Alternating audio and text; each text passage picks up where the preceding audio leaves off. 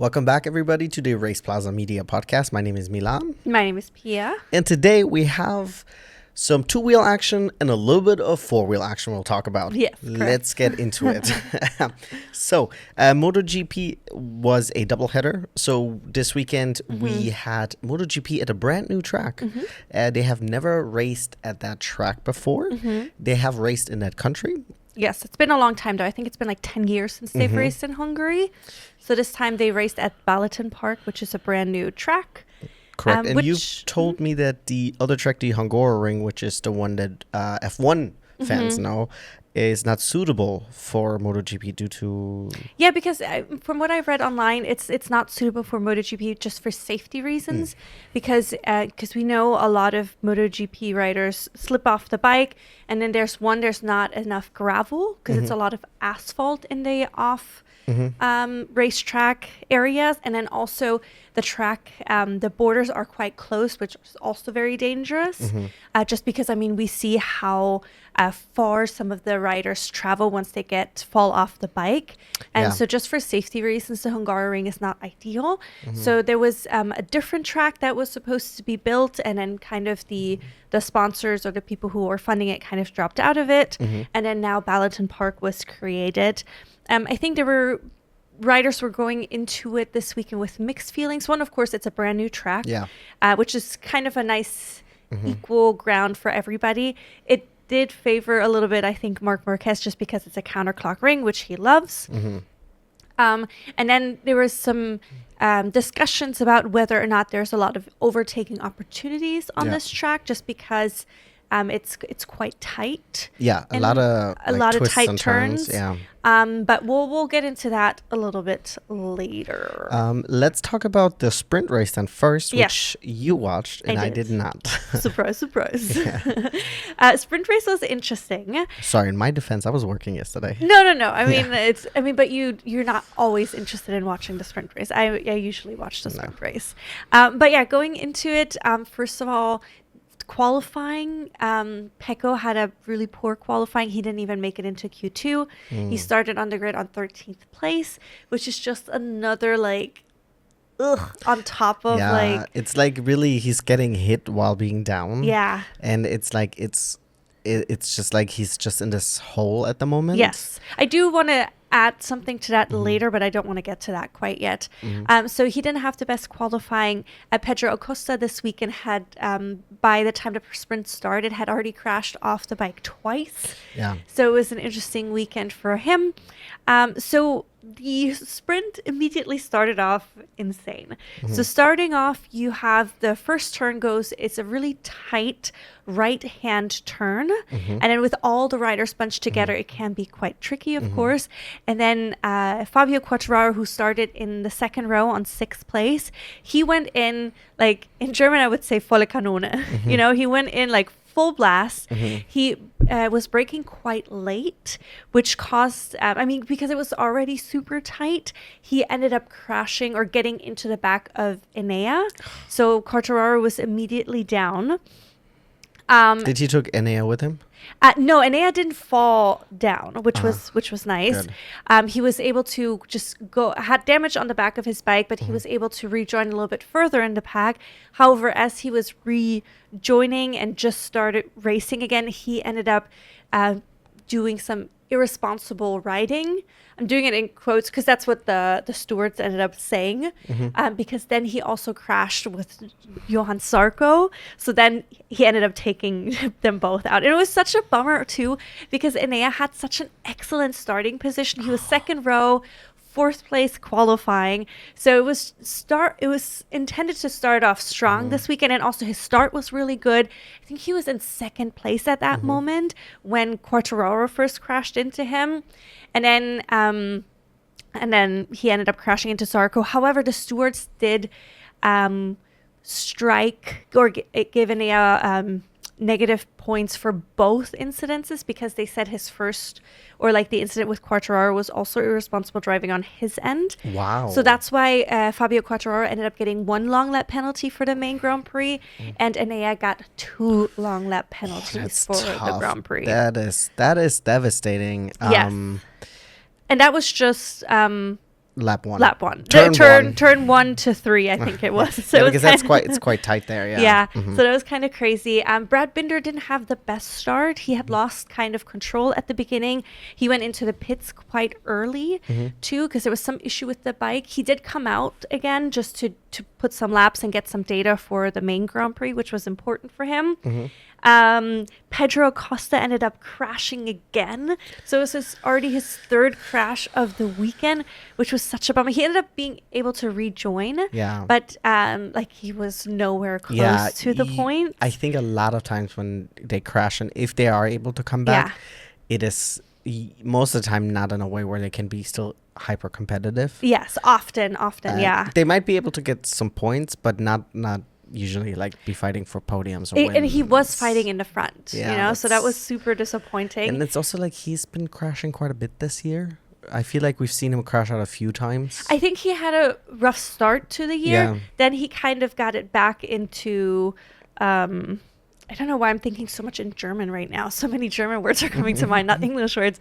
But so he kind of got it under control again. got it under control, got into the groove. And then this weekend, my assumption is that since it is a new track, he was really pushing the limits, trying to see how far he can take it, because he has been so competitive over the last couple of races. So we'll see. But then, so the real winners of the race, first of all, of course, Marc Marquez ended up winning the sprint. Yes. Not a huge surprise there. No. The cool thing Can is, you tell me, was there a gap? it was a 2-second gap. So not Yeah, huge. but if you think about but this, it's a sprint race, right? It is, yeah, exactly. Yeah, and then we had DG came in second. Frankie Morbidelli came in third. So we had great weekend great sprint race for the VR46 team. 100%. So that was really fun. And then a real winner this weekend. I think him and his teammate, it was Luca Marini, ended up coming in fourth, which was like, this is incredible. I mean, I've never...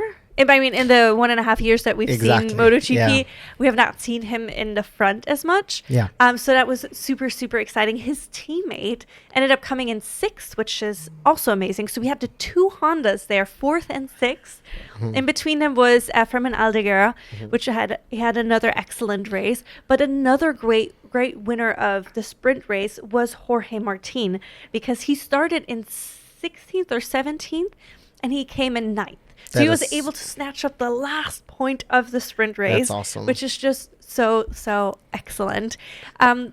One of the losers, we've talked about it a little bit already, is Pecco Bagnaia. Also, they were pointing out during the race that his fastest lap time at one point was a second slower than Mark. That's devastating. That's just so much. That is like a second in racing is almost a lifetime. Yes. Like, it sounds dramatic, but a second is a lot. Yeah.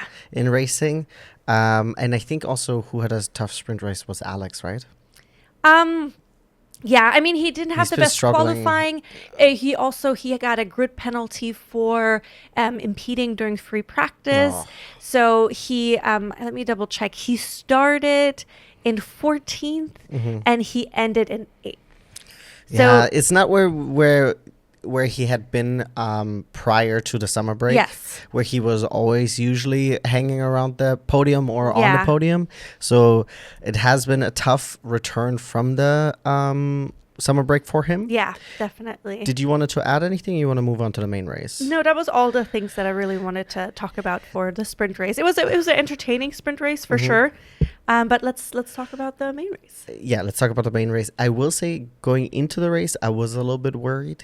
Hearing that the track is not a track that there's a lot of overtaking opportunity, where I'm always already like, why in the world would you pick a track where it's difficult to overtake, you know? Because like famously then it doesn't make it interesting to watch, right?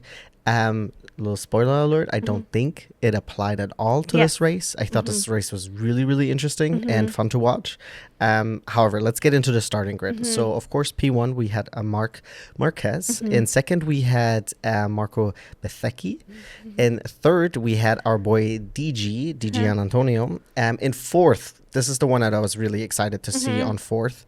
Second row is Enea Bastianini. It's just awesome to see him in the front. You know, seeing him top 5, it makes me really happy. Then in fifth we have Morbidelli, and then in sixth we had Quartararo. Yeah. I think also really important to point out is that we had Pedro in seventh, Aldeguer in eighth, and then Marini in ninth. Do we want to continue? No, We're I think good, right? that's fine. Okay, wait. Sorry. The 3 people that I will point out real quick is because we will talk about those. Is Alex Marquez started in 14th, so really tough. Pecco Bagnaia in 13th. And the one that we've, of course, always have our eyes out now that he's back is Jorge Martin started in 16th. So it is what it is. However, going right into the race, once again, like you said, there's a sharp right-hander, and it immediately became interesting, right? Mark ended up, he said going into turn 1, he opened up the brakes a little bit, so he ran a little bit wide. And then Betheki also said in his post-race interview that he saw that and he did his best to have like a perfect exit to set him up also for T2 and T3 to, you know, max speed. And he ended up making the overtake. And Mark ended up actually dropping down to P3 because he also had crashed into the back of Bez, like Which, a little bit, just a tiny bit. I think he said that he thought Marco would have a little bit more pace. Yes, exactly. And then that's how he bumped into him. Fortunately, it didn't seem to impact either races. Like neither bike seemed to have been damaged. So it was fortunately like a really minor thing, and the stewards also didn't say anything because it wasn't like Mark was trying to force his way. I think he was genuinely surprised that I think he said that Marco stayed in gear 1 in the first gear, and Mark had already, I think, upshifted. And it was like, I think there was like maybe a tiny gap that he thought he would be able to get into if Marco would have had more pace to get through it. But then that just didn't work out. So we had a little big scare moment of like if something would happen between the two of them. But luckily nothing happened. Marco was able to take the lead. And then we had Morbidelli in second. And then we had Marc Marquez. So Morbidelli actually having a great start, jumping from 5th to 2nd. However, what I forgot to mention is that during the warm-up lap, we had Gian Antonio already waving and essentially aborting his own start. He had to switch the bike. And then that meant that instead of starting from 3rd, he had to start from the pits. And the thing about it is when you start from the pits is you don't get to start when everyone else does. They get to go and then you get the green light. And yes, you're at the edge, so that means you can start right off way. You don't have to drive through the pits, but still, what a huge disadvantage. And such a bummer, especially because he came in from being second place in the sprint race. And then he noticed, they showed us that he noticed something was wrong with the bike during the sighting lap. And then they tried to fix it while everybody was still on the grid. They were trying their best. And then the warm-up lap was really the lap to see if he needs to switch the bike.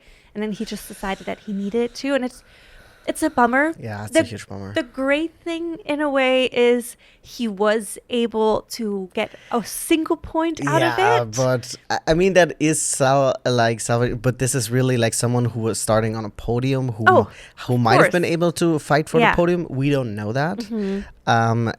I think it would have been difficult to fight for the podium, I'm going to be honest, because the podium was quite competitive, but you still might have finished top 5 and now you finished at 15th. So very, very difficult. Tough weekend for Gian Antonio when it having such a high on Saturday and then the Sunday just being such a bummer it always sucks. Then, like we said, Fabio Quartararo had to pay his long lap penalty, and was supposed to do 2 laps, but he ended up crashing out. And it was an insane crash. It was so scary because he had fallen off the bike, and it was like was it like a chicane during that moment? I don't remember exactly. I think it was either a chicane or a hairpin. Yes, it was like a really tight because turn. He crashed essentially at the beginning of the turn, and then he slid through the gravel, like the inside of the turn, and then back onto the track. And you knew as you were watching it as an audience member, you knew, and he obviously knew Yeah, too. he knew you because he was looking. There- You, 'cause there was- see him looking. Yeah, there's no way he could stop, and there was a lot of riders coming Because after this him. was lap 1. This Exactly. was, yeah. And he was at that moment, he was maybe 4th or 5th or Yeah. something. So in the middle of yes. it, you know? So it was so scary. And it was incredibly impressive Yeah. that nobody hit him. Yeah, then no one was hit by his bike either. Exactly, because the bike came through as well, of course. Yeah. Luca Marini was the one rider who went around. Who had to take avoiding action. Exactly, who had to take avoiding action. Everybody else was able to stay on the inside. They might have to adjust the speed just to avoid him a little bit. I will say, I think maybe if you saw him go down, I'm sure, Yeah. but I think Pedro Acosta specifically, I'm like, I think there was a huge combination of just luck Yeah. because you see the cam. I'm laughing just because like how ridiculous in hindsight because Yes, nothing happened, yes, right? yes. But it's like you see his driver cam, Uh-huh. a rider cam. And then it's just like a Enea Bastianini like sliding by, Yeah. almost like that meme. You know when this is an older meme where they're like spin people around and they off into space. You know no. that one? No, Oh, not God. off the top of my head. People who are watching this know exactly what the fuck I'm talking about. PA, I'm disappointed, but this is literally just like, you know, he just like by and it in a flash that he would have not been able to avoid him and. If someone would have actually hit Enea, he would have been seriously injured, Yes. I think. Oh, like, there's no 100%. way, because these, you know, they're going at high speeds, Yeah. and you have a bodysuit, but it's not going to protect you from the tires. No, of course not. But you could also see there seemed to be something with an issue with the bike. He's just very because, upset. one, Enea was incredibly upset. Mm-hmm. But then also when he went into the corner and he laid down into corner, you could see the bike like almost like jump. Either maybe there was like a jerk, because Yeah, or jerk or something Mm-hmm. like that. Exactly. And that's when he had fallen off the bike. So it seemed to not be a rider error as much as maybe there was an issue with the bike, which is just so disappointing because now he takes over his 2 long lap penalties into the next which race. is devastating. It's just already just so painful. Yeah, because especially you have to take the long lap penalties. I don't know how fast you have to serve the 2. I don't know if you have to do this back to back, but especially because you have to serve them within the first 3 laps. That just, and I'm not against it because it's supposed to hurt. Yeah. But then going into the next race, which essentially is supposed to be like a fresh start, and Yeah. then you have to deal. Yeah, it's just devastating. Yes. Such Especially a bummer. because like Enea, the thing about Enea is he's like a very much like a up and down kind of guy. Like he has these high highs, or like sometimes he shows this great pace, and then he drops the bike. Yeah. It's sometimes I'm like Enea. Yeah, I know, because I do like him a lot. I mean, we I were do, talking about it. yeah. There's not a single rider on the No. grid that I don't like. It's just there's some people I have a little bit more of a connection, Yeah. quote unquote, with. So I care for them just a little bit more just because I've watched them a little bit more closely or whatnot.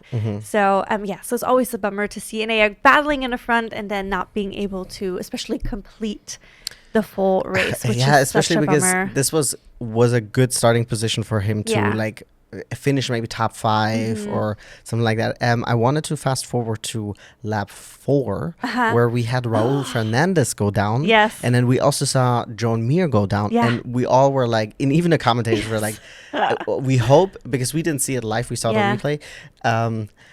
We hope that Joan Mir is not again a casualty Yes. of another driver's mistakes, but it was really odd. I mean, Uh-huh. this was the corner I think a lot of people crashed out on. And so Raul Fernandez went down, and then Joan Mir went down, but Yeah. unrelated. It was just ended up being the same corner. Raul Fernandez was able to recover from it. Yeah. Joan Mir unfortunately was not. Yeah, I mean, Raul was able to recover temporarily. But he then ended the- up going into the pits. The and bike then, had too much damage. Yeah, which was a little bit. I mean, it's a So bummer. He made it until lap 12. Yeah. I want to go over the people who went down real quick. And then in lap 16, we had Jack Miller unfortunately go down and had to retire for the end of the race. And then in lap 20, we had Zarco go down. So we had 5 people who didn't make it to the end, which Yeah. is very, very... It's a lot. Yeah, it's a lot. And also, Johan Zarco's crash seemed also quite... it seemed like it knocked the wind out of him. Yeah. Because he bounced quite a lot, and he stayed down for a second, and then once he got up, he moved a little bit more. He definitely seemed winded. Yeah, exactly. So that was... it sucks. Seeing that is just such a bummer. Because we a race where there's no crash outs is rare. But a lot of times they get up and then they're just annoyed that the bike is in the gravel pit. Yeah, that they dropped the bike or something like that. And also in a point where you can't recover it from. But yeah, that one he definitely looked winded, even though it was a bottom side. That one was quite intense. Yes. But so going back to the race. So we had, at the beginning, we had Bez in the front, we had Frankie in second, and then Mark in third. And I kept saying like, oh, it's the best thing for Bez to happen is for Frankie to hold up Marc Marquez as long as possible, because people were saying that overtaking on this track is difficult. So it was like, oh, maybe if Frankie can keep Marc behind him, maybe Bez will have a little bit of a higher chance to maybe even take the win. So I was kind of hoping for that. But then Marc ended up passing Frankie much sooner than expected. Yeah, because they also had different tire compounds and the rear tire. Yeah. So Frankie and Bez both had a soft rear tire. A lot of them opted for the medium front. Especially soft. A lot of the top or front row drivers or riders. Yeah. And then Marc had a rear medium tire. So he did medium, yeah. Yeah, so he said that he had waited just for the tire to warm up and also for the soft tire to start degrading, so he could make his pass or take advantage of his tire choice. And that's what he did. He ended up passing Frankie, and then Bez and Marc had some really nice battles, because Marc had tried it a couple of times, but then he broke too late, so he ended up going wide. So there was a little bit of a back and forth until he was able to do the overtake, and then once the window wasn't right. The only reason why I was like, ooh, I don't think it will happen for Bez is because Bez was not able to break away from Morbidelli. There was never where he was over like an eighth of a second. I thought he was. I don't think he ever had a gap that was more than a second. I it was always right around that, and I was like, this is not going to be enough to keep Marc behind. Gotcha. Like you need to break away from the pack and build that up. Yeah. And I get maybe you're like, oh, I don't want to, run through the tire too fast. Bez also said in his post-race interview that he opted for the soft tire because he was struggling with braking. Yeah. So he wanted more grip, but the tire fell off a lot. Yeah. And he said also the last 10 laps were brutal. Yeah. Which you could tell then, because he ended up losing a little bit more pace. Yeah. He ended up even losing his position to Pedro Acosta, who made a huge charge from 7th place all the way up until 2nd. He ended up coming in 2nd. I was so happy to see that he didn't crash. He kept it on the two wheels. So we had Marc ended up winning. Pedro Acosta Marc winning by over 4 seconds. Yeah. Pedro Acosta coming in 2nd, and then Bez came in 3rd, which was really, really nice. And then the best result so far for Honda this season. Luca Marini coming in 5th. Luca Marini coming in 5th. And I was like, what? Yeah. I was so excited to see that he was able to keep it, especially after his teammate, Joan, ended up crashing out. For Luca to be able to stay on the bike and to be fighting, because he had some really nice battles with different people, because he ended up, of course, passing Frankie, Morbidelli too, because he ended up behind him. So it was really, really great to see. And yes. So I want to, before we talk about the rider of the day, the person that we are most excited for, is I wanted to talk about real quick is Alex Marquez also crashed, got back onto the bike, and he ended up finishing 14th. Yeah. As you said earlier, Di Gian Antonio finished in 15th. Yeah. We also had Aldeguer, who ended up going down and then get back on the bike, but he finished 16th, so he didn't make any points. He's the only rider who finished who didn't get a point. Which is a huge bummer. Which is such a bummer, because he was also competing in the top 10. In the top 10, like even higher, closer to the podium. And it's just such a bummer, especially after last weekend. He had such an excellent push towards the end of the race. And you could even tell this race, he seems to have really great pace towards the end of a race, and it was just But but if we're looking at the timing, I think there's almost 30 seconds between him and Di Gianantonio. So it's like the crash just cost him so much time. We also don't know, obviously, if there's any type of damage. But a big bummer, because it would have been interesting to see, because we know that the Gresini is competitive. It's just that both riders right now were tricky. Yeah, they just didn't have the best weekend. And then two more people I want to bring up before we'll talk about that. Ayogura, 11th. Yes. So happy for the rookie, especially after being injured and then coming back and then having okay races. And then he started in 21st, in last place. Exactly. Finishing he ended up starting in 20th because DG started from the pit. But still. And then he ended up in 11th. In 11th, making 5 points and also being part of the Trackhouse team. So obviously a independent team. And a newer team.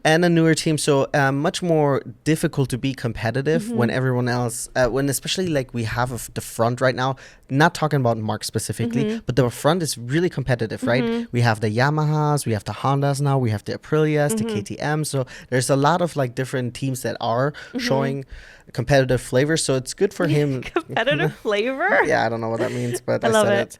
And then the last person I want to talk about is, even though he still had a rough weekend, Pecco Bagnaia did make it from 13th place and finished in 9th. Yes. He made up 4 positions, but it's still like on a bike that someone wins the race by 4.4 seconds. I do have 2 things to say about it. One, of course, the also very unfortunate, because he was 8th for a while, and then he made a mistake at the end. So Paul Espargaro was able to pass him. However, I did watch Pecco's post-race interview. Oh yeah, and he said he's actually. I mean, obviously, this is not the result he wants. Yeah, but he felt so much better on the bike this weekend. I'm glad to hear and that. that's also because he had a much better feeling for the front and the back of the bike, and also the braking. So that's also one of the reasons he made 2 or 3 of those mistakes, because the braking felt better, but it was just different that he didn't do it 100% correctly. So that's why he ended up going wide. But he seemed optimistic, especially going forward. He's looking forward to the next race, because he's very grateful to the whole team that they're making the changes for him and that things are now slowly clicking. So he felt, I would say, cautiously optimistic. That's good. Going forward. So I was also happy to hear that. Yes. You know, his post-race interview wasn't quite as sad boy as it can be. And it's also because that would explain the brake situation, would explain his performance in Austria, because I liked both times where he got overtaken, I think, by 2 riders. It was because he went wide.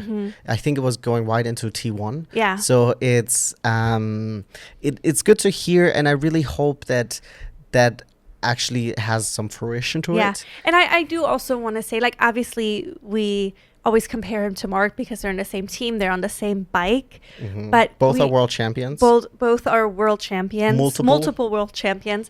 But then it's also, we just have to keep in mind that Mark seems to be, he's in a world of his own, in a league of his own, in a whole other planet this season. Especially the last couple. I mean, he now won 7 consecutive races and 8 consecutive Grand Prix and then sprints. No, I think it is 7 consecutive Grand Prix, and it's 8 or 7.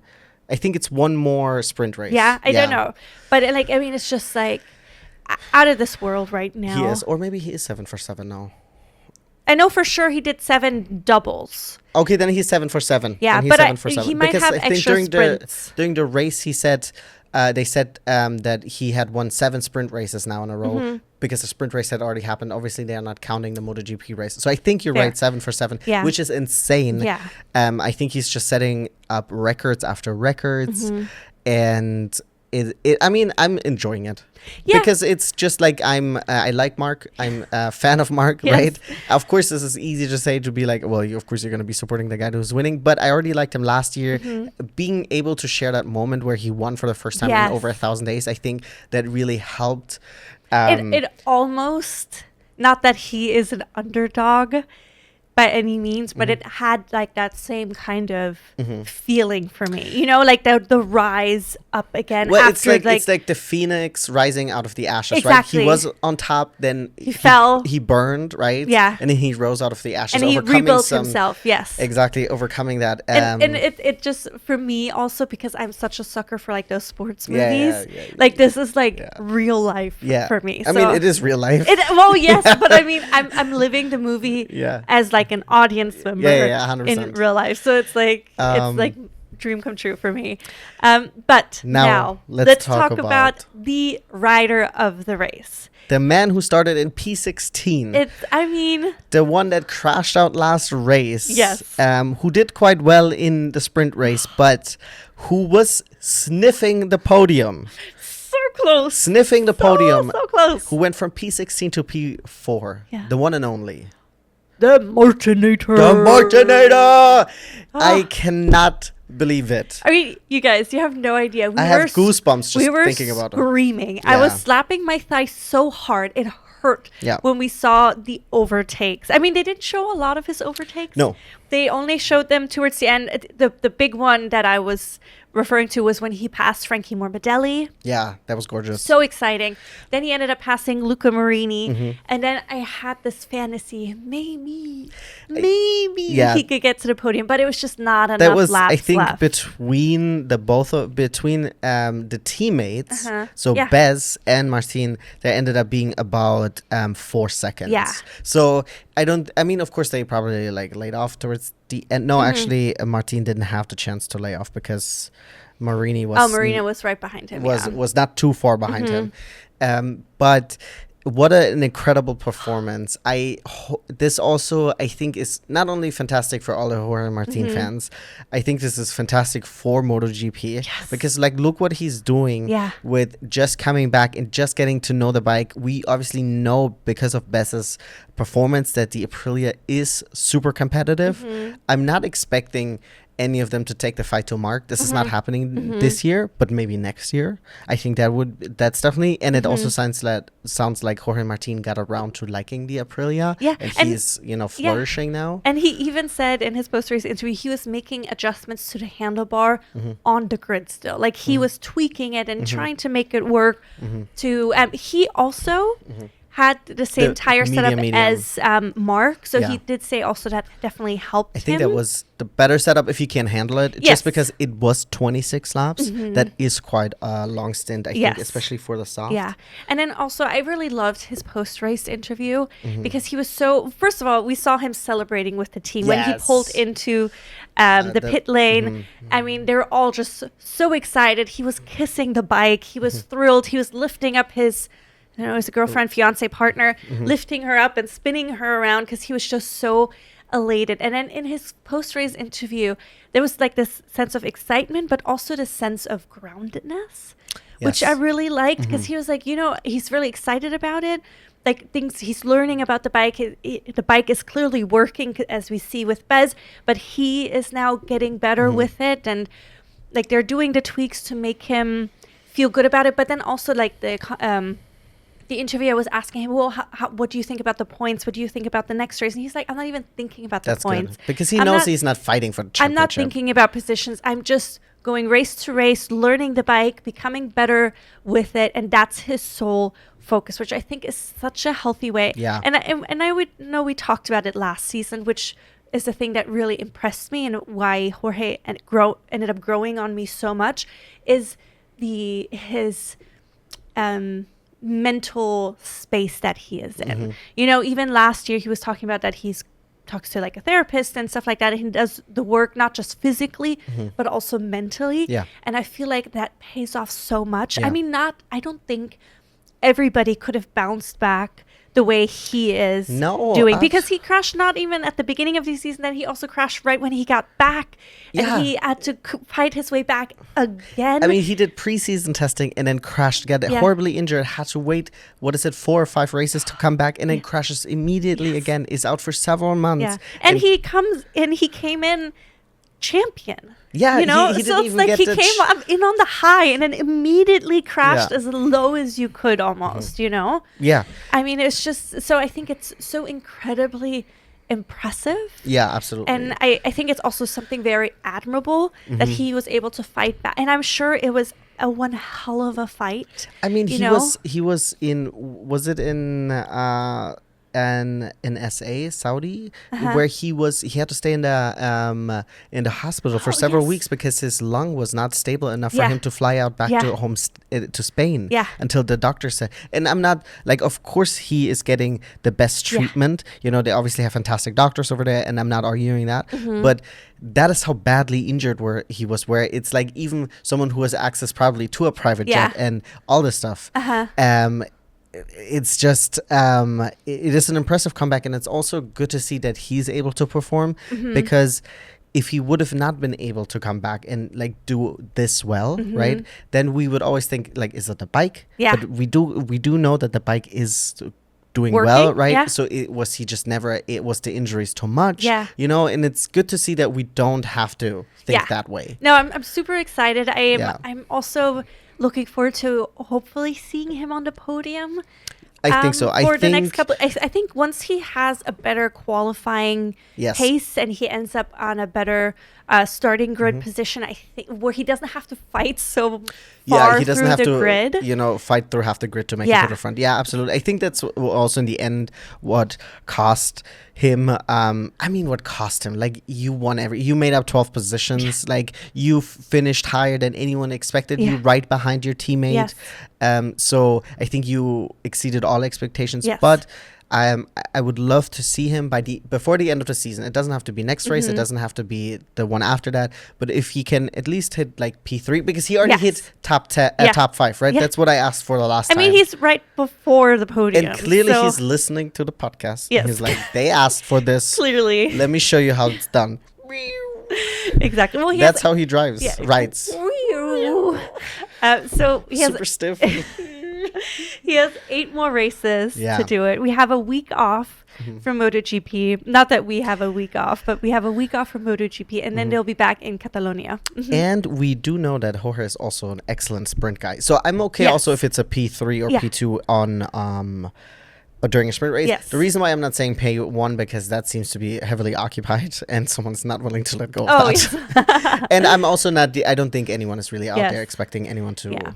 And so basically also what we found out this week, which makes sense, but I hadn't made the calculations yet, that it could be, if things continue the way they are on the path right now, that Marc Marquez will take the overall rider championship either by San Marino, so that's in 2 races, or by Japan, so which is the last race in September. Which that means that he does double again. Yes, he would have to do double again in order to win it. I mean, it depends really also how Pecco and Alex do, because those are the 2 that will be, or mostly just Alex. Yes, so one how he does compared to each other, because you know, the brothers. The last 3 positions were 14, 10, and then one of them I think he crashed out of. So Alex Marquez currently has 280 points, and 175 points ahead of him is Marc Marquez with 455 points. And then in 3rd place we have Pecco Bagnaia. Once again, I did the bullshit where I said 2nd place first, then I jumped to 3rd. Sorry guys. But in 3rd place with 228 points, 227 points, so almost half the amount of points that Marc Marquez has is Pecco. That's insane, dude. So we'll see. I mean, I think there's still a fight going on definitely for 3rd. Bez is in the fight. I think 3rd is more competitive than 2. And then also Pedro Acosta, Frankie Morbidelli might be in conversation for it, really depending. 4 and 5. I think there's a lot of competition still around. I mean, because there's also still a lot of races. But I mean, even for 3rd place, I think Bez definitely is in conversation there. I think depending on how Pecco and Bez do, Pedro and Frankie could be in that conversation too. But we will see. It would also be interesting to see in the future if we can get Alex Marquez back to his form, right? And then to see how Bez, if he continues how they would be fighting in the front, because we haven't been privy to that as much, just because Alex has been struggling a little bit. So hopefully we'll get all of that. Yes, exactly. So we'll see. We'll have, I think that was everything that we wanted to talk Yeah. about for MotoGP.